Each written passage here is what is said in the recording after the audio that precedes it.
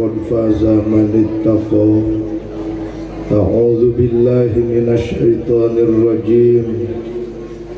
سبحان الذي أسرى بعبده ليلا من المسجد الحرام إلى المسجد الأقصى الذي باركنا حوله لنريه من آياتنا إنه هو السميع البصير. Al-ayat. Pengatur waktu anu kusim kuring dipihormah al-mukarramun, para alim ulama, para sepuh tokoh masyarakat, wabil khusus tersana Syaifuna pimpinan Pondok Pesantren Nurul Hikmah kalih sadayana kula warga, aparatur pemerintahan, wabil khusus kersana Bapak Kepala Desa Hegarwangi anu sami kusim kuring dipihormat, para ibu, para bapak, hadirin jamaah pangaosan. Alhamdulillah wa syukrulillah, nugraha Allah dina wengi nu ayeuna dilelerkeun ka urang sadaya sahingga tiasa kompel ngariung dina raraga pangaosan anu ditalikeun kana mi'mud di Isra sareng di Mi'raj geunana Kangjeng Junjunan Nabi Yuna Muhammad sallallahu alaihi wasallam.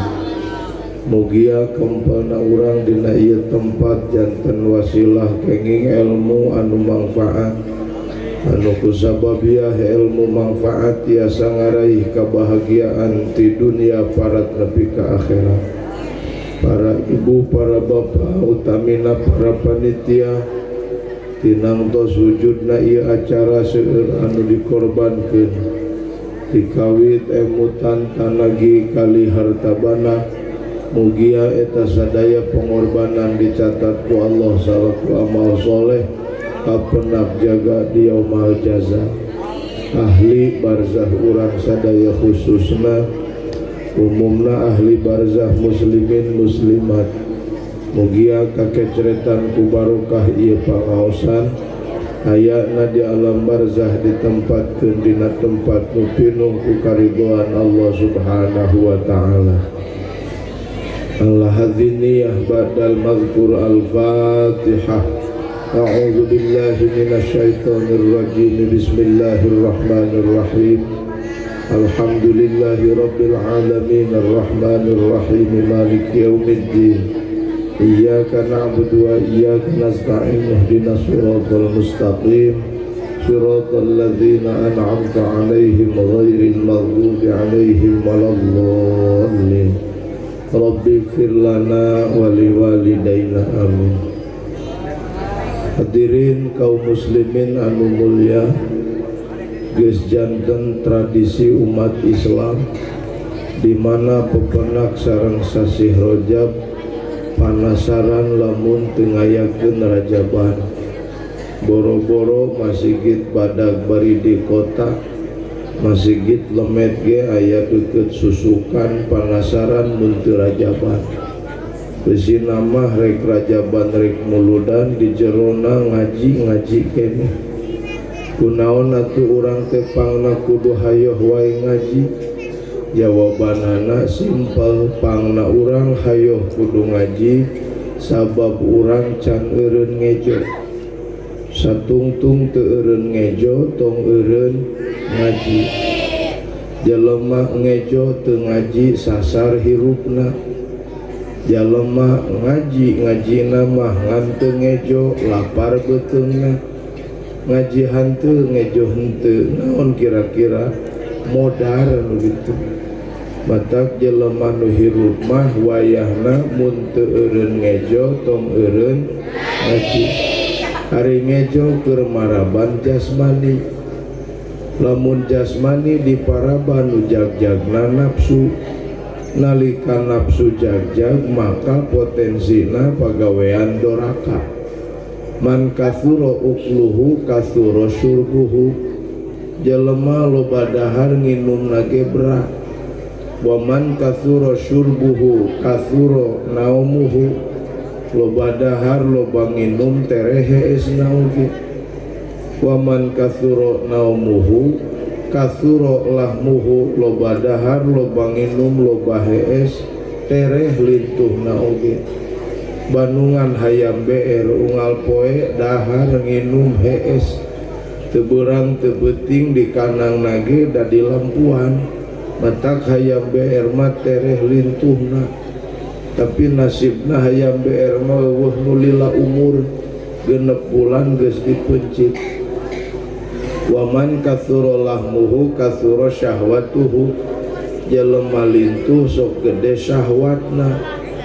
Waman kathura syahwatuhu kathura ismuhu, jelema anu gede syahwatna kathura ismuhu loba dosana. Matak jelema nu loba dosa teh jelema nu lintuh. Saya lamun pengaji ilmu mantek pakuwu bakal benang.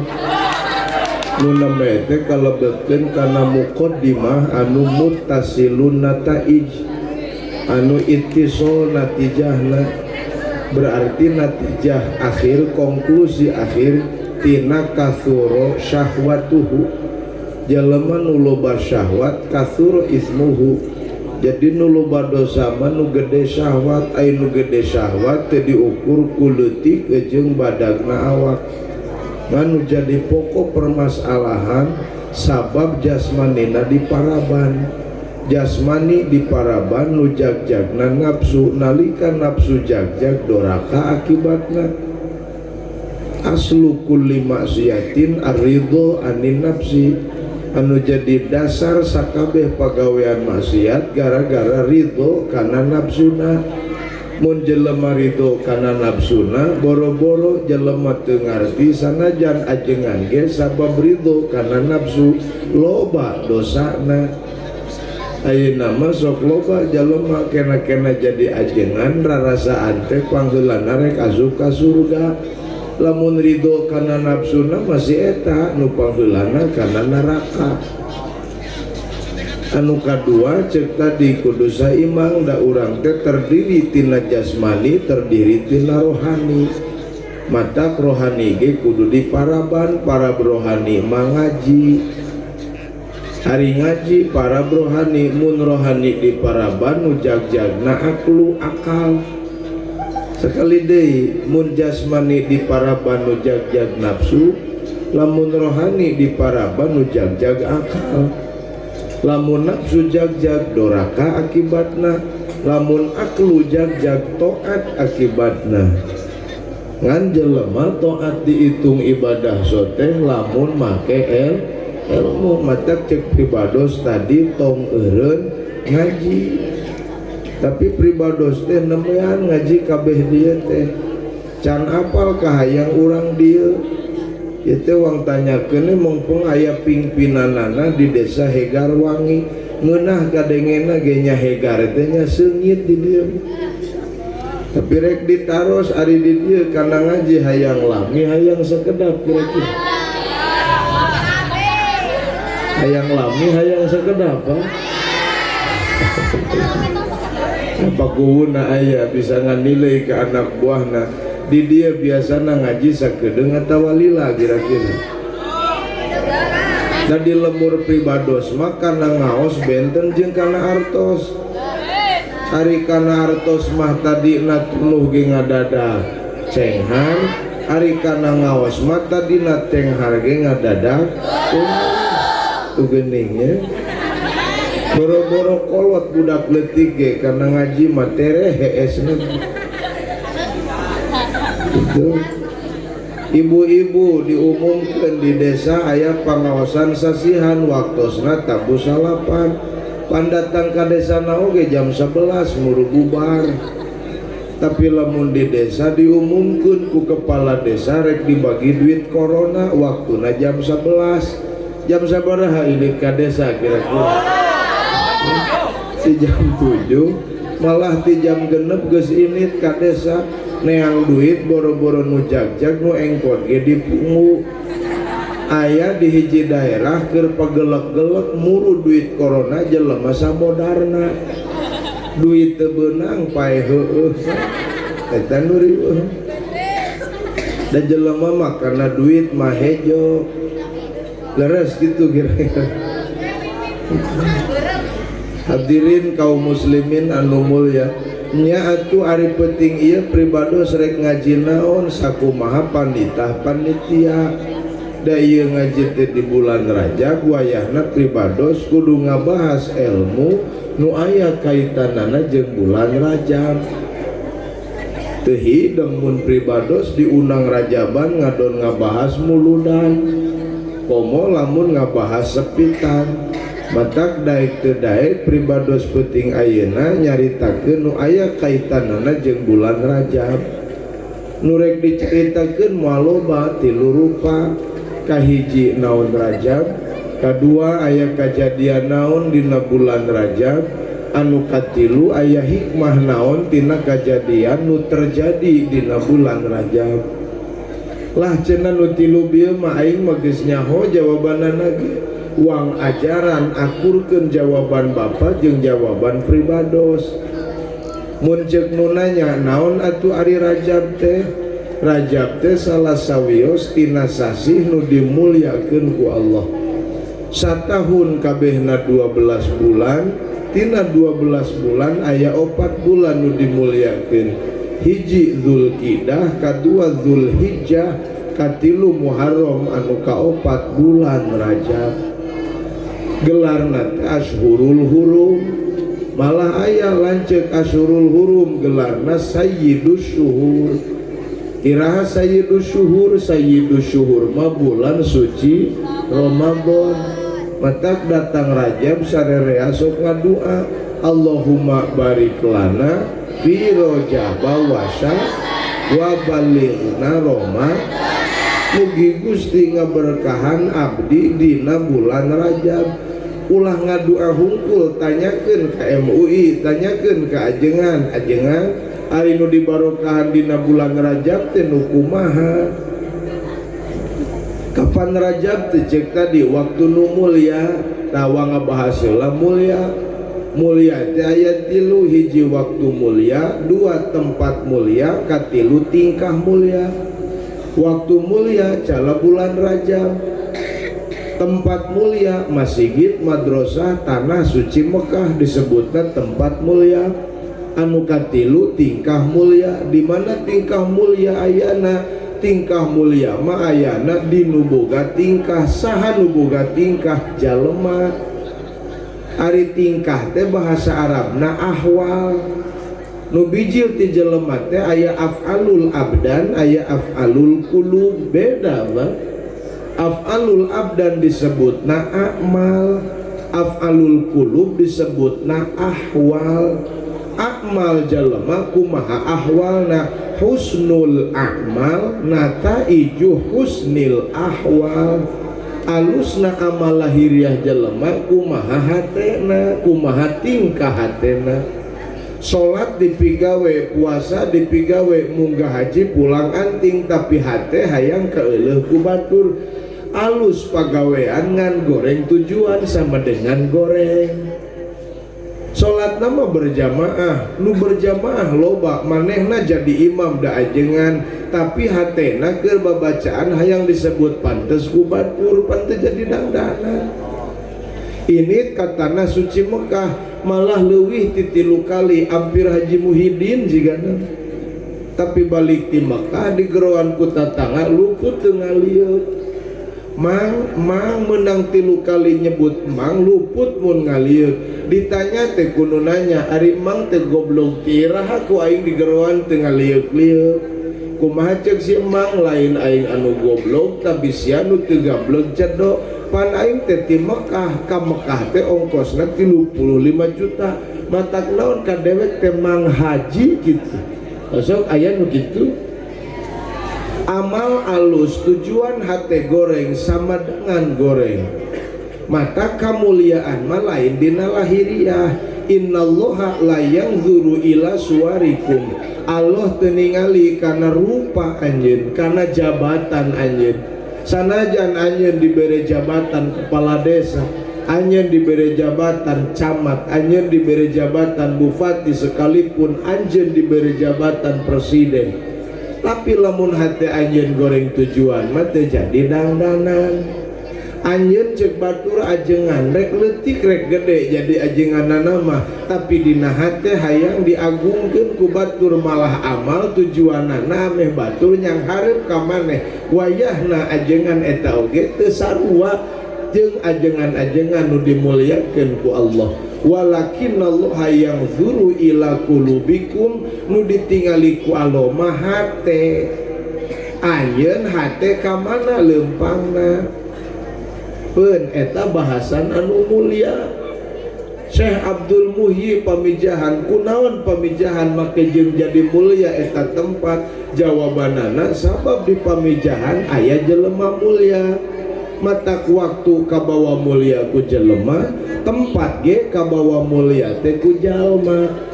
Tanah suci Mekah kunaon mulia? Sabab di Mekah aya jelema mulia. Leres. Bulan Muharram kunaon mulia? Sabab dina bulan Muharram aya jalema nu mulia. Buktosna pupus Kangjeng Nabi Musa tanggal 10 bulan Muharram. Salamet Nabi Ibrahim tina durukan Raja Numrud dina bulan Muharram. Waktu mulia tempat mulia, kacanak mulia nate ku jalma. Ari jalema pangna mulia ku hatena. Mulia teh lain ku sorban. Mulia teh lain ku gelar ajengan, mulia teh lain ku gelar kiai haji. Sanes kamuliaan mah kumaha hate. Lakuna mah taat, ngan ku taatna ngarasa diri kuring mulia, jeung batur hina aing nu mulia, batur hina pan cilaka. Kena-kena jadi ajengan nepi karasa diri mulia, jeung takabur ka batur. Takabur teh eusina dua, hiji rodul haki nolakanna bener, anu kadua gomsul kholqi ngahinakeun batur. Ya lamun bijil pagawean di jelema nu mulya boro-boro loba saeutik dihitungna loba. Sabalikna lamun kalakuan atawa amal dohir bijilna ti jelema anu hina, boro-boro amalna saeutik sanajan loba diitung leutik. Maqalla amalun teu diitung leutik amal. Baroza min qalbin zahidin, lamun temong eta amal tina hate anu zuhud. Nu kumaha hate nu zuhud? Nu hatena teu ta'alluq kana dunya. Sarokaat witirna mah ngan hatena zuhud, mal dihitung sarokaat ku Allah loba. 11 rakaat witirna mah ngan hate ta'alluq kana dunya, ameh ku batur disebut getol ibadah. Eueuhna naonna? Wa ma katsura amalun, mal disebutkeun loba amal. Baroza min qalbin raghibin, anu temong eta amal tina hate nu resep kana dunya. Hatena teh ta'alluq kana dunya. Nu dibacana mah zikir la ilaha illallah, tapi tujuan hate keur la ilaha illallah aya nu hayang bunghang. Santri hanyar mukim hayang loba santri. Jadi ajengan anyar santri hayang loba wiridana la ilaha illallah. Hate muntang kana zikir la ilaha illallah, tujuanana ame santri loba. Pan goreng istilah nate solihun pis syariat ngan fasidun pit torekat. Bener lahiriah nama maca la ilaha illallah ngan ruksak hatena, sabab tujuanana lain ke Allah, tapi tujuan nganter kahayang nafsu. Cek tadi lamun nafsu dianter kahayangna, maka pagawean disebutkeun nama maksiat. Itu mata loba mun jelema salat tapi didorongna ku nafsu, salatna jadi maksiat. Jelema munggah haji init munggah hajina didorong ku nafsu, munggah hajina maksiat. Mini agul rarasaan balik ti Mekah pangheulana ka surga. Da ceuk Nabi ge al hajjul mabrur laisal jaja ilal jannah. Haji nu mabrur eueuh babales kecuali surga. Lain Nabi nu bohong, tapi nu munggah haji loba nu teu mabrur, lolobana haji mabrur.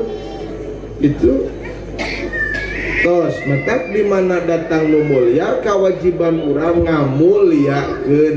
Rajab mulia kewajiban orang muliakeun bulan Rajab. Kedah kumaha abdi ngamuliakeun Rajab? Beren kitu nanyakeun. Mun urang rek ngamuliakeun Rajab carana cukup kudua. Hiji tadina tukang doraka, eureun doraka. Mun tadina tuman pasea jeung tatangga datang Rajab eureun paseana tasi eta nu meunang barokah Rajab. Di masjid di madrasah ngadua Allahumma barik lana fi Rajaba, bijil ti masjid pasea jeung tatangga sanajan 100 kali maca Allahumma barik lana moal meunang barokah. Nu meunang barokah mah jelema datang Rajab tukang doraka eureun doraka. Mun jadi pajabat tukang korupsi datang Rajab era rekorupsi sabab ceuk tadi Rajab teu mulia. Teu wani jelema migawe doraka dihareupeun anu mulia. Ari masjid tempat mulia sana 10 resep gapleh teu kabejakeun jelema gapleh di pangimaran masjid. Kunaon teu wani gapleh di masjid? Jawabanana sabab masjid tempat anu mulia. 10 jelema resep jinah teu kabejakeun jelema jinah di jero masjid. Mata Rajab mulia kewajiban urang kasumbingan kudu mulia kudu ngamuliakeun kumaha carana simpel tukang doraka eureun doraka tah ieu teh jadi sababiah Rajab disebutkeun Syahrul Asham. Ari Syahrul Asham bulan anu torek. Ai torek teh teu ngadenge ieu bulan kana dosa. Geuning teu ngadenge bulan ieu kana dosa sabab nu rek dosa teu tulus era kumuliana ieu bulan. Kartos kunaon teu migawe dosa dina bulan Rajab sabab isin ieu Rajab teh mulia teu sanggup migawe dosa dina waktu anu mulia. Gitu. Ulah kieu mangpang mengpeung ieu Rajab teh Asham torek wang ayeuna we daroraka teh kaliru eta mah bisi ajengan nerangkeun Syahrul Asham bulan anu torek bulan Rajab teu ngadenge kana kalakuan dosa mangpang mengpeung keur teu dedenge ieu bulan wang ayeuna we daroraka teh geblek eta mah. Sanes kitu Syahrul Asham teh jalema tukang doraka datang Rajab eureun dosana. Jalema nu eureun dosa dina bulan Rajab eta teh jalma nu meunang barokah dina Rajab. Itu tos eta mulia. Mata hiji cek tadi naon Rajab, kadua aya kajadian naon dina bulan Rajab. Jawabanana saya hafal. Sok neng itu da geus mukallaf. Wajib iman kana Isra jeung Mi'raj. Mata kade buat tingkah hartina mah ku barudak kolot mah henteu, mata milu ngabandungan. Ulah disangka ngaji kolot ieu teh da aya ngaji kolot tapi kolot teu ngarti budak ngarti mah. Karena Isra jeung Mi'raj wajib iman.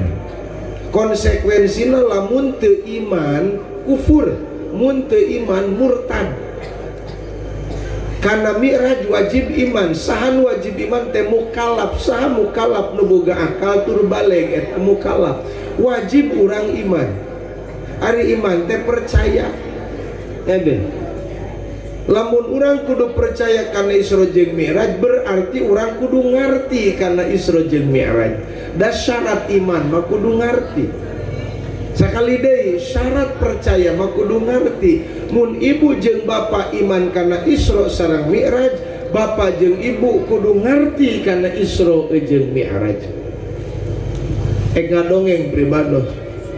Nembe di perjalanan nuju ka dieu aya kapal ragrag nyangsang dina tangkal cecenet, percaya teu urang dieu? Teu. Naon sababna pang teu percaya? Teu ngarti. Urang Mekah teh malulu kawas kitu Nabi bebeja tas Isra ti Masjidil Haram ka Masjidil Aqsa. Ti Masjidil Haram ka Masjidil Aqsa teh Mekah Palestina lamun make onta saliwatna sabulan pepe 2 bulan. Aing Nabi nyebutna aing init peuting aing balik peuting. Mata kurang Mekah teu percayaeun ka Kangjeng Nabi teu iman. Kunaon pangna teu iman? Teu ngarti. Maka cek pribados sakali deui mun urang kudu iman kana Isra jeung Mi'raj berarti urang kudu ngarti kana Isra jeung Mi'raj. Kumaha lamun abdi ngarti henteu tapi iman disebutna iman taklid. Kartos. Jadi iman taklid teh percaya bari teu ngarti, karena isra teh teu ngarti ngan iman percaya maka disebutna teh iman taklid begitu teh. Ari posisi iman taklid ikhtilaf. Aya nu nyebutkeun cukup, aya nu nyebutkeun teu cukup. Saha nu nyebutkeun teu cukup iman taklid? Imam Sanusi jeung Ibnu Arabi. Saur Imam Sanusi jeung Ibnu Arabi, wal muqallidu kafirun, jalma nu taklid dina kaimanan kufur. Ieu cilaka. Allah aya anjeun aya naon bedana ayana Allah jeung ayana anjeun? Gitu Pak. Ayana Allah diatapan ku sifat kidam, ayana Allah diatapan ku sifat bako. Naon maknana kidam? Heubeul. Lain heubeul da ari heubeul mah aki urang ge heubeul. Ari heubeul mah bapa urang ge heubeul batan anakna. Ari heubeul mah lanceuk ge heubeul batan adina. Maknana kidam lain heubeul, eta mah persamaan bahasa. Heubeul bahasa Sunda, kidam bahasa Arab. Naon atuh maknana kidam? Adamul awaliyah. Eueuh mimiti pikeun wujudna Allah. Ari Allah aya mangihan teu anjeun kana ayana Allah. Tuluikeun engko ka Allah nyebut aya tapi nepi ka wayah ayeuna teu pernah mangihan Allah.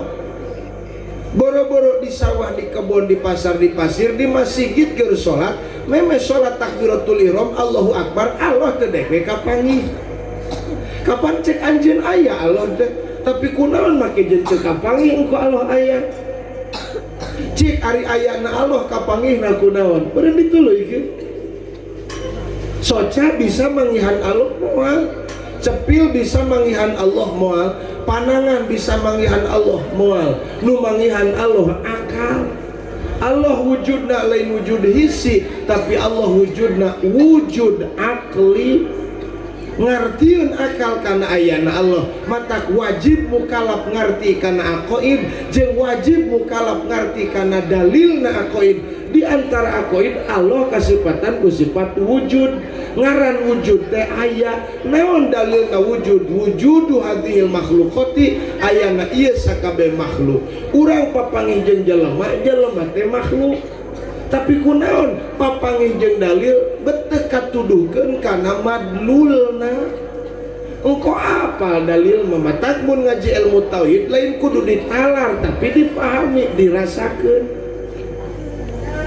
Katalar wujudu hadhil makhluqati, tapi papangih jeung jelema teu kapangih Allahna kaliru. Padahal Nabi ngabejakeun man arafa nafsahu arafa rabbahu, jelema nyaho ka diri. Nu kumaha nu nyaho ka diri? Nyaho diri kuring meme aya teh eueuh heula. Mun diri kuring teh dina eueuh ayeuna jadi aya, misti aya nu ngayakeun. Nu ngayakeun urang teh lain inung jeung bapa. Lamun inung jeung bapa nu boga tapak ngayakeun budak, berarti ulah aya budak teu bapaan. Aya budak teu bapaan. Aya Kangjeng Nabi Isa alaihis. Lamun budak menang nyeun inung jeung bapa, ulah aya budak teu inungan. Aya budak teu inungan. Aya Siti Hawa alaihas salam sabab didamel ku Allah tina rusuk iga belah kencana Nabi Adam. Mun budak bener tapak damel inung jeung bapa, ulah aya budak teu inungan teu bapaan. Aya budak teu inung teu bapa. Aya Nabi Adam alaihis. Eueuh bejana abah Nabi Adam, makna Nabi Adam teu aya. Ieu tawis budak lain meunang nyieun inung jeung bapana, tapi budak tapak damel Gusti eta teh tingkah teh nu kitu teh. Lamun bapa dagang tuluy untung aya, cik ari untung meme aya naon heula? Eueuh heula mun untung tadina eueuh ayeuna jadi aya, misti aya nu ngayakeun. Si Eneng masantren tadina eueuh nyaho kana jurumiah, sangeus masantren aya nyaho kana jurumiah. Cik ari nyaho tapak damel si Eneng salila masantren, sanes nyaho fadol Allah nu dibikeun ka si Eneng.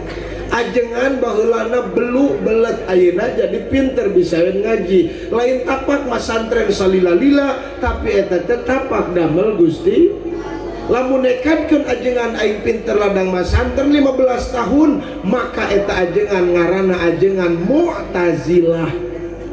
Naon pangna disebut Mu'tazilah? Nekadkeun aya nu boga pagawean lian ti Allah, aya nu boga pagawean minterkeun kuring saha masantren kuring saja banding Allah dibarengan jeung masantren, musyrik eta teh. Robtul akli bitalazumil adi fahuwa min asbabil kufri. Akal jelema hanyatkan adatna jadi sababiah kafir Mu'tazilah. Ceuk adat aya kana aya masantren aya ilmu, da ceuk akal mah ayana ilmu mah lain ladang masantren tapi ilmu aya diayakeun ku Gusti. Persambungan adat opat, aya kana aya kana eueuh kana aya, eueuh kana eueuh. Wangyeun contoh, aya kana aya dahar, aya wareg. Cik aya wareg tapak damel dahar sanes. Sanes wareg tapak damel Gusti Allah. Tapi loba keneh jelema nu boga tekad pangna aing wareg sabab aing dahar. Nekadkeun wareg ku dahar wayahna jadi Mu'tazilah. Aya gemuk, aya montok, tadi nama gemuk teh, tadi nama montok teh eueuh, jebul we gemuk diawurkeun kana pare, jadi nu tadi nama si pare jadi montok. Aya kana aya gemuk, aya montok. Mun nekadkeun montok ku gemuk, wayahna lain ahli sunnah wal jamaah. Keneh kehed ku Allah mah montokna jeung waregna ngurus dahar, ngurus ngagemukkeun kumaha Allah. Montong da eta mah curi jabariyah ngaranna. Urang mah ahli sunnah wal wa indana lil abdi kasbun kullifa. Munggu akidah ahli sunnah wal jamaah wajib urang ngalaksanakeun kasab ngan lam yakun mu'athiron fal tarifa, tong diakukeun kasab tiasa napakan. Tos wong balik deui kana pokok. Cek tadi kudu ngarti kana Isra sareng Mi'raj. Wang ngabahas Isra mah di Masjidil Haram ke Masjidil Aqsa biasana 2 bulan. Ai Nabi init peuting datang peuting memeh tiis tempat kulum geus balik deui. Matak eta teh disebutna khawarikun lil adat. Isra Mi'raj ngabedah kana adat, nyulayaan kana adat. Maka Isra Mi'raj ulah dipikiran ku akal nu sok cicing dina adat. Tah kudu paham. Nah kudu paham ya. Ieu teh mukalab kabeh oge, geus boga akal, geus balik, wajib ngarti kana Isra. Bisi aya ajengan nu nyebutkeun Isra lain bagian akal tapi Isra bagian iman. Luruskeun bahasana. Isra lain bagian akal nu cicing dina adat. Lamun ajengan nyebutkeun Isra lain bagian akal jelema, salah nyebutkeun gitu. Da Isra Mi'raj mah justru bagian akal jelema. Naon sababna? Jelema kudu ngarti kana Isra. Mun urang kudu ngarti kana Isra, kudu faham kana surah Al-Isra ayat pertama. Subhanalladzi asra bi 'abdihi. Wong logatan. Maha suci zat Allah. Asra, nah, itulah pangalogatna. Asra teh kalimahna lain fi'il muta'addi. Tapi fi'il lazim. Sok sanajan di dinya aya hamzah ta'diyah tengah muta'adikeun kana lazimna fi'il saro sanajan aya hamzah ta'diyah sabab dibatalkeun kuba di hareupeuna aya ba harapjan. Terus Pak, aya logat lazim jeung logat muta'addi sarua beda. Contoh logat lazim karuma Zaidun. Mulia Zaid nu mulia teh saha? Lamun akroma Zaidun Amron ngamulyakeun Zaid ka Umar nu mulia saha? Umar. Akroma Zaidun Amron muta'addi, karuma Zaidun lazim. Mata muta'addi jeung lazim sing kaaku heula kan. Asro wasaro dina tafsir sawi lazimani, lazim duanana. Mata ngalogatna ulah ku logat muta'addi tapi ku logat lazim. Lamun bapak ngalogatan ku muta'addi moal kapanggih maknana. Sok pangartikeun. Maha suci zat Allah anu ngaberangkatkeun ka hambana. Eta logat lazim logat muta'addi. ngaberangkatkeun ka hambana.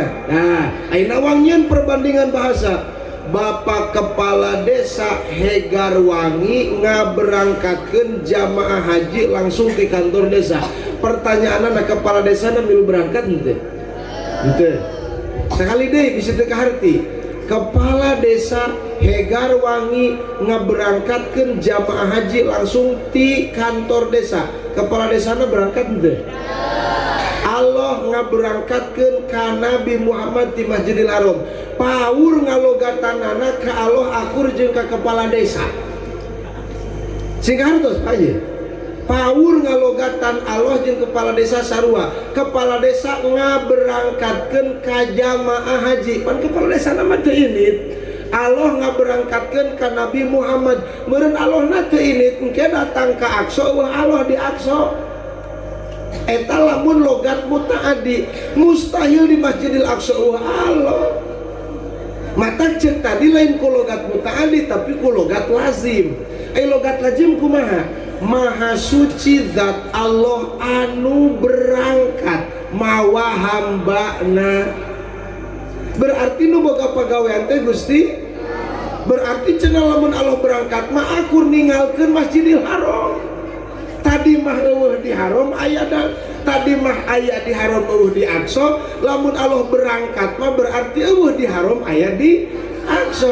Kahade ayeuna wang jawab ngaran berangkat teh pagawean nisbatul a'mal ilallah nisbat kholqiyah. Nyaranekeun pagawean ka Allah eta teh nisbat kholqiyah, nisbat nyiptakeun Allah nyiptakeun berangkat. Lain Allah init-initan kade Pak. Da ari init-initan mah puguh ti hiji tempat kana tempat anu sedengkeun Allah mah qiyamuhu binafsihi teu butuheun Allah kana tempat. Mata kunaon pangna dilogatan ku logat lazim tak ieu nu kudu paham nyambungna jeung akal gorizi. Akal nu khusus aya di jelema. Akal gorizi nyahona kana sifat nu kawasa. Allah kasifatan ku sifat wahdaniyat. Cek tadi maha suci dan Allah nu berangkat. Jadi nu boga pagawean berangkat teh lain saha? Lain Nabi Muhammad tapi Gusti. Lamun Allah nu boga pagawean ulah ti haram ka Aqsa ditungtung kulon ka tungtung wetan ge Allah mah bisa.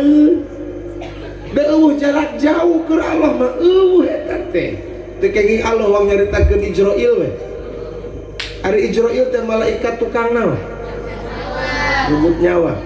Nyawa sakali dicabut Pak kadang-kadang 100 nyawa. Kurang lembur naon ieu teh? Hegarwangi aya nu maot. Ijrail teh meureun rek nyabut urang Hegarwangi. Ditelepon ku urang Amerika, il di dieu rek aya nu modar. Cek Ijrail ke dagoan neangan pesawat heula. Arek kitu moal Ijrail. Padahal nu maot teh Pak jamna sarua, menitna sarua, detikna sarua. Ijrail, naon sababna? Da Ijrail manyang hareupan dunia teh jiga ibu jeung bapa yang hareupan piring. Dina piring aya naon? Aya sangu. Lamun sorangan sangu disebutna naon? Remeh. Remeh ditungtung kulon, ditungtung kuloneun piring urang, jeung remeh ditungtung wetaneun piring urang, jarakna kahalangan jutaan remeh leres. Berarti remeh ditungtung kulon ka tungtung wetan teh ceuk remeh mah jauh eta teh. Tapi ceuk urang mah nu yang hareupan piring dicomot kabeh ge kanya.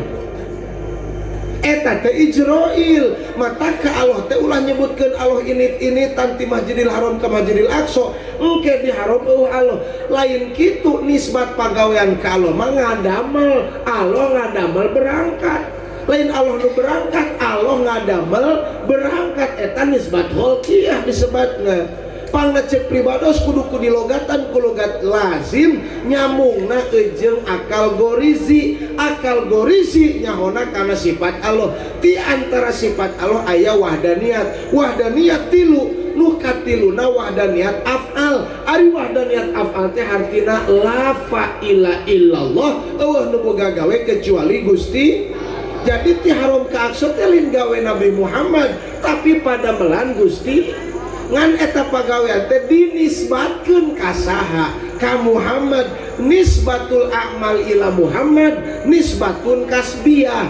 lamun nyaranikeun pagawean ka makhluk eta teh nisbat kasab, ari kasab teu napakan lain tapak Nabi Muhammad tapi tapak damel Gusti. Ibu ti bumi angkat ka dieu leres damel saha?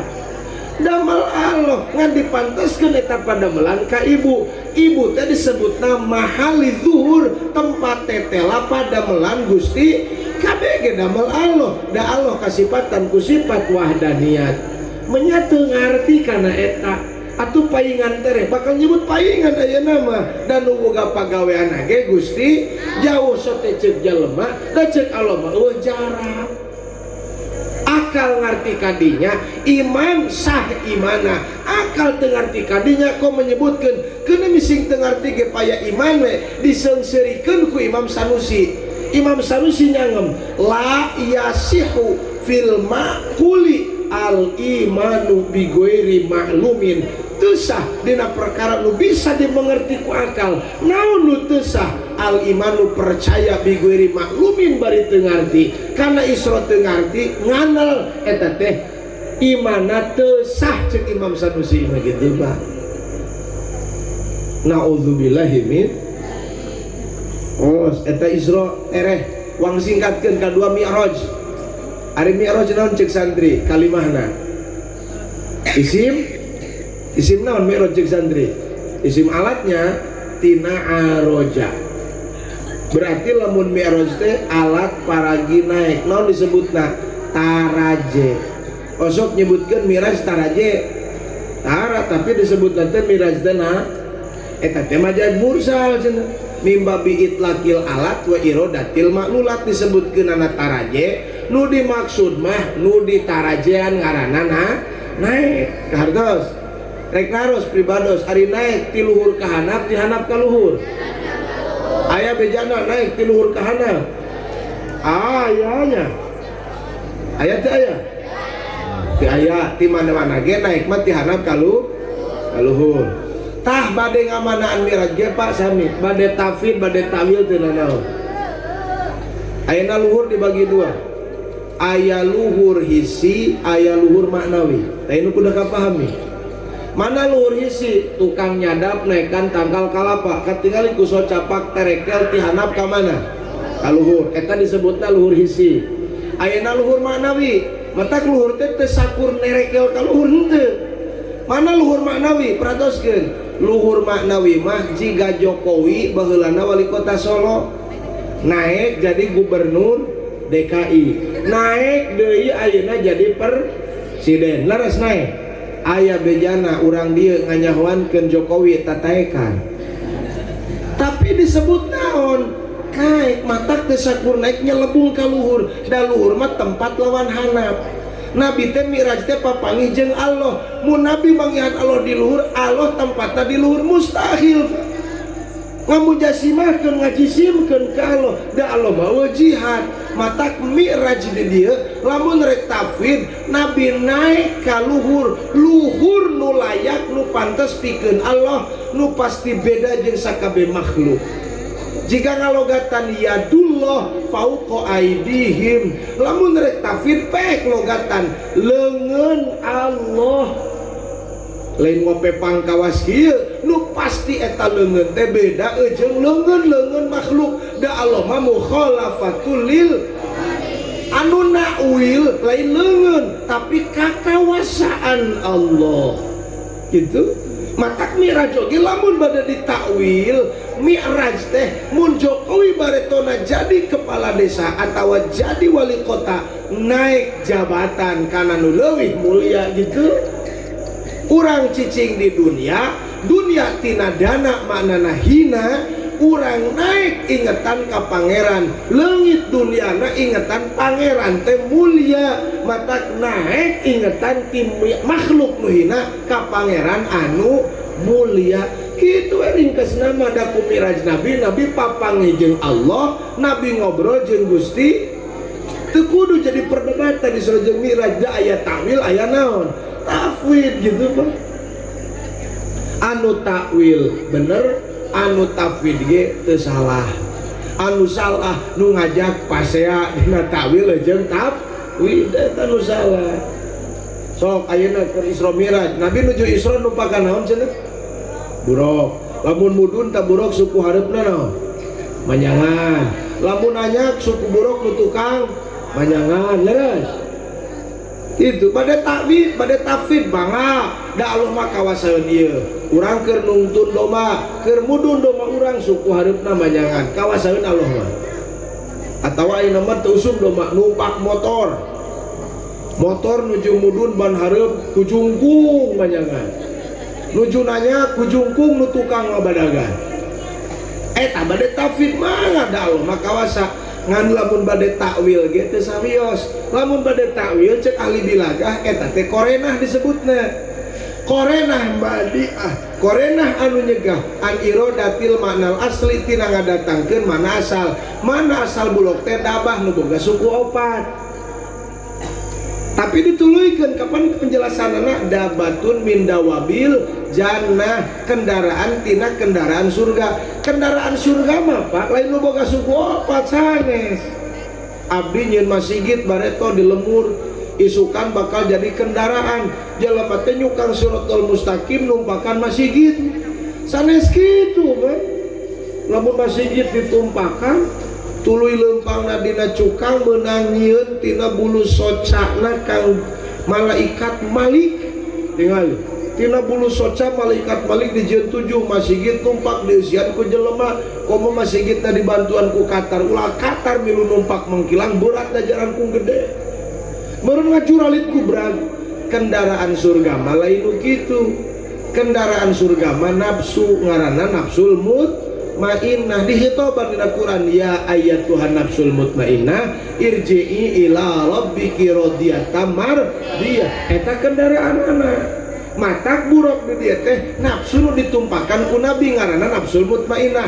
nanyak jeung mudun eta teh isyarah kahirupan hirup urang sakapeung susah hirup urang sakapeung bunga tah Nabi mah ngerata eueuh bedana datang susah datang bunga sarua pikeun Nabi rek dagang untung rek dagang rugi eueuh bedana da Nabi mah lain ningali kana zuhiril maujudat tapi ningalina kanu ngadatangkeunana saha nu ngadatangkeunana Gusti gitu kahartos Isra Mi'raj Pak hiji deui aya geus kaharti mah teu kudu lila aya hikmah naon tina kajadian Isra sareng naon hikmahna salat 5 naros ari asalna 5 waktu sabaraha waktu geuning bisa jadi 5 kunaon ye ditawar ku Nabi beres lamun Nabi nawar jika nu meuli Allah jika nu ngajual aya tawar menawar lamun urang ngahartikeun dohir dongeng dina kitab asli jika tawar menawar kapan cek Allah teh Muhammad kop ta salat 50 waktu mangga mulang we Kangjeng Nabi teh nuju mulih papangih jeung Nabi Musa da ieu kudu kapahar nuju pepenak jeung Kangjeng Nabi Musa ditaros Muhammad menang naon anjeun salat 50 loba teuing Muhammad 50 maka ditu balik deui mulih deui Nabi teh kaul pas pepenak jeung Gusti Allah cek Allah teh meureun mun bahasa jelema kieu Muhammad aya naon maneh ka dieu deui Gusti abdi teh ripuh kudu salat 50 waktu baloba teuing cek Allah teh ripuhnya meureun ngajenghok mun kitu menya aya Allah ngajenghok dan ngajenghok mah tadina teu nyaho leres Pak ieu lain Allah tadina teu nyaho tadina ge Allah teh geus nyahoeun kunaon eta wang hartikeun dongeng lamun jelema diingetanana di Allah hungkul keur jam'i bahasa hakikat eueuh kewajiban salat puasa zakat teu aya nalika jelema emutanana kembali deui ka makhluk akal mukalafna aya wajib ngalaksanakeun syariat jeung kasab matak eta pulang antingna Nabi ti Nabi Musa ka Gusti Allah teh eta teh nyaritakeun jalema kudu kasab jeung ikhtiar pulang anting iraha ngalaksanakeun kasab jeung nyariat nalika akal mukalaf aya keur akal mukalaf eueuh mah teu kudu nyariat teu kudu kasab teu kudu salat teu jalema mun ingetan ka Allah hungkul teu kudu salat boro-boro inget ka Allah hungkul ingat ka sawah hungkul papaideng jelema ge si sawah umpamana eta teh jelema gelo cik anu gelo wajib salat henteu matak mun salat gampang daftar jadi jelema mun teu rumasa jadi jelema gelo tapi mun salat leuwih gelo batan nu gelo hartos Pak nu gelo mah teu salat teu doraka da teu dititah nu hideng mah teu salat teh doraka matak cek primados nu hideng teu salat leuwih gelo batan anu gelo teh anak kontina 50 jadi 5 pok cek ulama alima wujud ad-dhafi alima kalimah naon fi'il madhi geus sabab Allah kasipatan ilmu Allah qadim mimitina lamun Allah tadi nomor 50 teh nyaho nabi lemah mustahil ai sugan aing sare kaduga Muhammad teh kaduganya keun atuang turunkeun eta mah teu apal meureun ka tadina lieur alima geus nyaho Allah wujud ad-dhafi kana ayana lemah min kati diri anjeun Muhammad faqallala adadaha maka Allah nyautikeun bilangan salat tina 50 jadi 5 wa alima ihtiyajaka ila fadlihi Allah uninga anjeun butuh kana fadl Allah pakatsaru amdadaha maka Allah ngalobakeun kana ganjaranana lungsur ayat man jaa bil hasanati falahu asyru amsa jalema ngalaksanakeun hiji kalusan di taur 10 lamun hiji jadi 10 berarti 5 jadi sabaraha 50 umat Nabi Muhammad umat bungsu nu diogo salat sampai sapeting 5 waktu teh sami sareng 50 waktu ngan jadi 50 sote mun jejeg salatna ai teu bener mah salatna henteu meunang hiji-hiji acan ai salat nu bener nu mana anu ngalaksanakeun salat sakumaha panitahna tingali panitah salat dina Quran aqimis sholata liduluki syamsi akimi sholata if'ali sholata kalimahna pan akim sanes akimi sholata ngadegkeun anjeun kana sholat liduluki syamsi karena lingsir panon poe nyaritakeun lohor jeung asar ila ghosakil laili nepi ka poekna peuting nyaritakeun isya jeung magrib batak sholat teh lohor asar magrib isya mana subuhna wa qur'anal fajri jeung salat subuh inna qur'anal fajri kana mashhuda sadinten sawangi 5 waktu tah parentahan kana 5 waktu teh ngagunakeun kalimah aqim ari aqim teh tina qiyam naon maknana qiyam dina salat ya tuha bihuquqiha ngalaksanakeun salat bari nyumponan hak salat itu ari hak salat aya sabaraha 2 hiji hukukul zahirah kadua hukukul batinah aya hak zahir dina salat aya hak batin dina salat anu nyumponan hak salat anu jadi 10 tina hiji teh Pak itu dicumponan hak salat moal mata mana hak zahir dina salat bagian ilmu fikih kudu nyaho syarat salat rukun salat pambatalan salat pasunatan salat fikih bagianana ulah kaos si kabayan salat lohor sabaraha rakaat lohor 4 si kabayan mah kakarek 2 rakaat hitut tapi henteu eureun tuluy we salat teh nepi ka awe salat ai geus beres salat ku babaturanna didudut kabayan pan sia teh salat lohor teh opatin heueuh pan tadi keur 2 rakaat hitut geuning sia teh batal salat kumaha cek si kabayan rek batal kumaha da aing mah salatna ge teu wudu heula pan teu hidang ente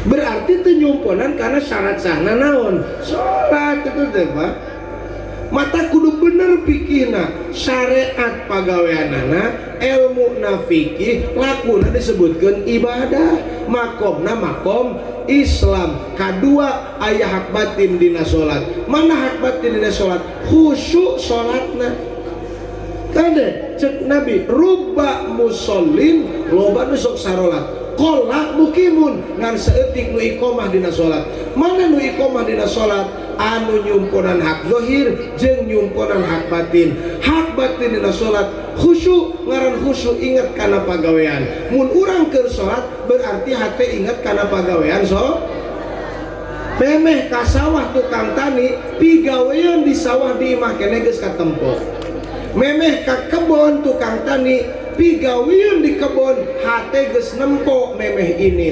Pertanyaanana, nah meme salat geus katingali ku urang pigawean salat. Pan kadang-kadang inget ka mana dae? Eta nu ngusahakeun khusyuk. Allahu Akbar, memeh lisan nyebutkeun bismillah, hate leuwih ti heula nempo kana bismillah, tawajuh makom Islam, khusyuk panghanap-hanapna inget kana pagawean salat. Memeh lisan alhamdulillah, hate leuwih ti heula nyaksi kana alhamdulillah. Eta berusaha khusyuk. Ngaran khusyuk teh inget kana pagawean. Ieu mah keur salat ingetna ka sawah. Osok keur salat inget ka sawah. Kan bae da jalema ngan ulah dituluykeun, ieu mah inget ka sawah aya rametkeun, dituluykeun tas ngaramet ngagemuk. Tas ngagemuk tuluy ayeuna panen. Tas panen ngitung sabaraha kane. Beres panen assalamualaikum, assalamualaikum. Tas salat tas nyawah kira-kira. Nyawah eta mah. Mun urang inget ka sawah balikeun deui ingetan kana sok aya tak ajengan mangkilang nyebutkeun cenah urang urusan hate mah nu penting bener ceuk pikih we ta eta teh salat wungkul tapi teu iqomah dina salat. Da iqomah dina salat mah laksanakeun hak zahir, laksanakeun hak batin. Paperiheun urang teu khusyuk ulah dianggap alus atuh salat urang. Rumasakeun ieu teh goreng pagawean teh. Matak istighfar ta salat, ngaistighfaran salat. Kitu eusina mah. Ayo Pak peringatan Isra Mi'rajna Kangjeng Nabi, ameh urang kuat iman bisa wujud sabab aya ngarti, anu kadua ameh istiqomah dina ibadah. Agama Islam rukun aya 3, hiji syariat, 2 torekat, 3 hakikat. Syariat jalan, ilmuna bisi titajong lempang di jalan fikih, torekat jalan, ilmuna bisi titajong lempang dina torekat tasawuf, hakikat ge jalan nu kudu dilempangan, bisi titajong lempang dina hakikat ilmuna tauhid. Nu migawe syariat ngaranna zawahir, nu migawe torekat ngaranna domair, nu migawe hakikat ngaranna syara'ir. Inna fardul ain minal ilmi salasah, sanyana fardu ain tina ilmu aya 3. Fardu ain wajib kasaban sirah. Mana nu 3? Ilmu fikih, ilmu tasawuf, ilmu tauhid. Ilmu fikih ameh li sihatil ibadah, li islahil jawarih, keur mereskeun anggota badan urang. Ilmu tasawuf diaji li islahil domair, keur mereskeun hate urang. Ilmu tauhid diaji li islahi saroir, keur mereskeun sir urang. Eta agama disebutkeunana. Matak lamun anu nyebutkeun cukup cenah urang zahirna hungkul teu kudu nguruskeun hate, kumaha Allah we hate masalahan. Urang teh aya kewajiban dina lahiriah sabab terdiri tina jasmani, aya kewajiban dina batiniah sabab terdiri tina rohani. Muga-muga ngalangkungan peringatan Isra Mi'raj ieu urang sadaya dikiatkeun iman sareng diistiqomahkeun dina ibadah. Al-Hamdulillah. Al-Fatihah. A'udzubillahi minasyaitonir rajim. Bismillahirrahmanirrahim. Alhamdulillahirabbil alamin arrahmanir rahim maliki yaumiddin. Iyyaka na'budu wa iyyaka nasta'in ihdinas siratal mustaqim. Siratal ladzina an'amta 'alaihim ghairil maghdubi 'alaihim waladdallin. Rabbi ighfir lana wa liwalidayna amin. Sakitu nu kapihatur kirang langkung hapunten nu kasuhun, utamina bilih aya sasangem tiraos kana manah para ibu para bapak sadaya, utamina para sepuh para ajengan para kiai. Ti pribados kasadayana nedah hapunten nu sagung-agungna, barade ngahapunten sadayana. Adanallah wa iyyakum ajmain. Wallahul muwaffiq ila aqwamit thoriq. Wassalamu alaikum warahmatullahi wabarakatuh.